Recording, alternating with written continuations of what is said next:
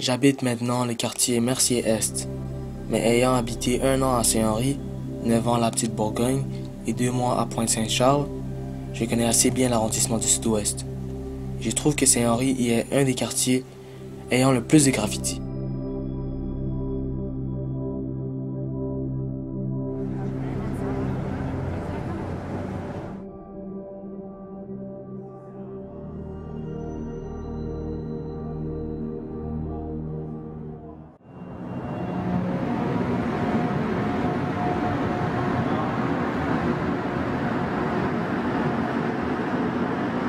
Allons voir ces graffitis d'un peu plus près.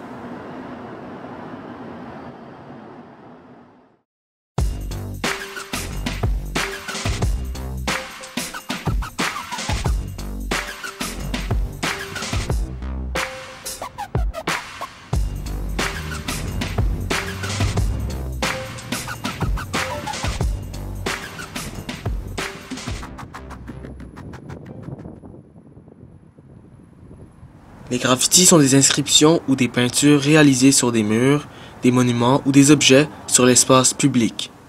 Il y en a beaucoup à Montréal, mais c'est illégal et peut être puni par la loi. La culture du graffiti de New York a été transférée à Montréal assez rapidement au milieu des années 1970. Ils étaient plus présents dans les quartiers pauvres comme Saint-Henri, où ces gens utilisaient cette forme d'art pour se rebeller contre la loi et le gouvernement qu'ils croyaient être la cause de leur misère. Bien avant, Saint-Henri était habité par une classe ouvrière et pauvre. Lorsque les capitaux ont commencé à se déplacer vers les extrémités de Montréal, les usines ont été abandonnées et les ouvriers habitant Saint-Henri n'avaient plus de travail, ce qui a fait augmenter le taux de chômage et de pauvreté. Comparé à ses voisins comme Westmount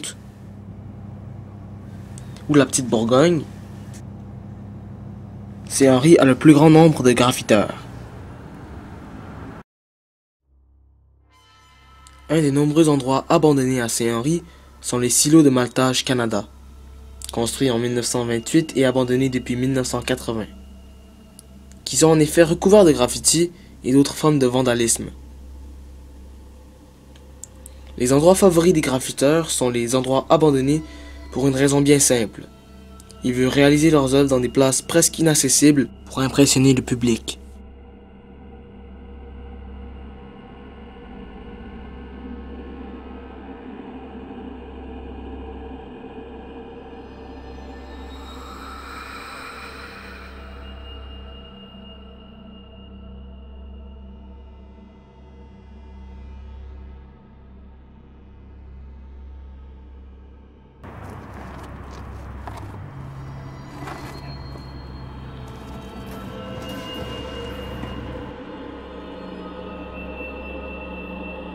J'ai décidé de rentrer dans le site abandonné avec des amis pour voir les graffitis de plus près. Arrivé aux escaliers, on sentait une odeur répugnante d'orge moisie, autrefois servie pour faire du whisky et de la bière.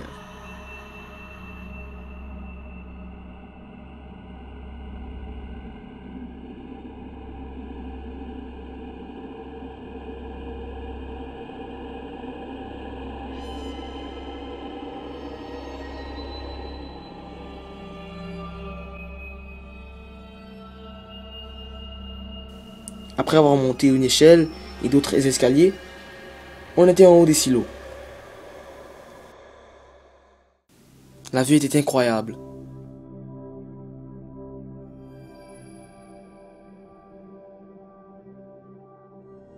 On pouvait voir le canal de la Chine et presque toute la ville.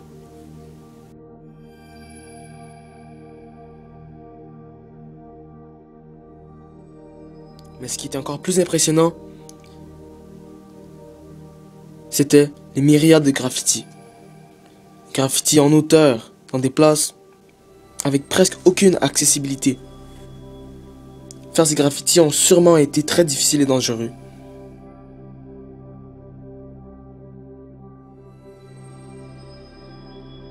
Est-ce que la population générale de Saint-Henri admire les graffiteurs comme moi, ou les haït-elle? Dans la prochaine partie, nous pourrons voir l'opinion des habitants de Saint-Henri sur les graffitis. qu'est-ce que je pense du graffiti? Je pense que c'est vraiment, ça peut être un très bon moyen d'expression. Par contre, quand c'est fait sous forme de vandalisme, c'est sûr que c'est pas une bonne chose parce que si c'est fait sur des bâtiments municipaux ou privés, ça peut vraiment être problématique. Par contre, je sais qu'il y a beaucoup de projets qui sont faits pour des graffitis légaux. Il y a des organismes qui...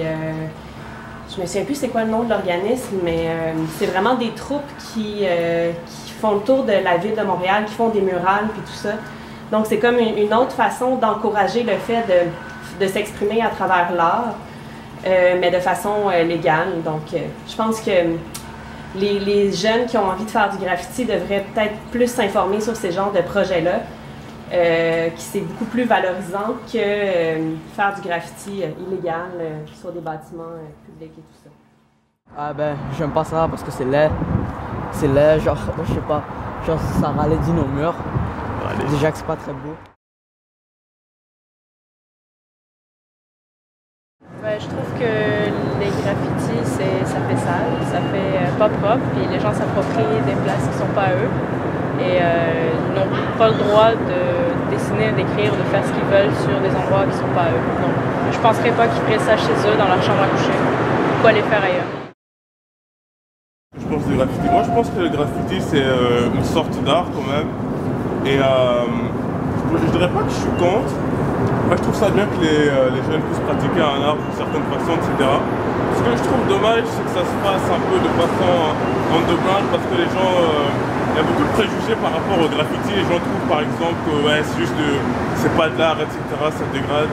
Moi je trouve quand même que c'est une sorte d'art et tout. Genre, et si on pouvait encadrer ça de façon à ce que ce soit comme... que ce soit les bons murs qui soient tagués, etc. La majorité, c'est de l'art, c'est beau, c'est du graphisme, c'est artistique, ça communique un message, mais souvent, ça commence avec du vandalisme tout simplement, et c'est laid, c'est mal fait. J'ai eu la chance de rencontrer un graffiteur à Saint-Henri, mais il a voulu que je cache son identité dans le documentaire.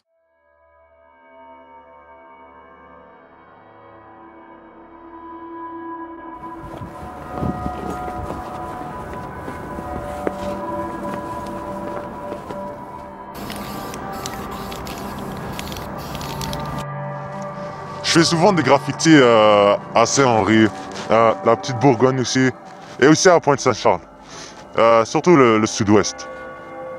J'en fais à Lionel-Gros, Notre-Dame aussi, Saint-Jacques, c'est tous le même coin. Les graffitis ne font de mal à personne, ils embellissent la ville. Le feeling que tu as quand tu passes devant un de tes grands graffitis, et tu dis à tes amis que c'est toi qui l'as fait, c'est incroyable. J'aime beaucoup ce sentiment. Et c'est pour ça que presque à chaque nuit, je m'en vais taguer les murs des rues de Montréal. C'est dans notre nature de dessiner sur les murs. Qu'est-ce qu'ils faisaient nos ancêtres, les hommes préhistoriques dans les caves? Qu'est-ce qu'ils faisaient, hein?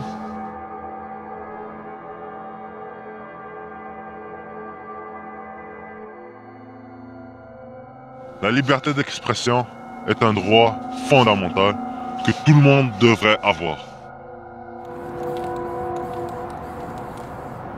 C'est de l'art, c'est une façon de s'exprimer. Et, selon moi, même si la loi nous interdit d'en faire, les graffiteurs ne disparaîtront jamais.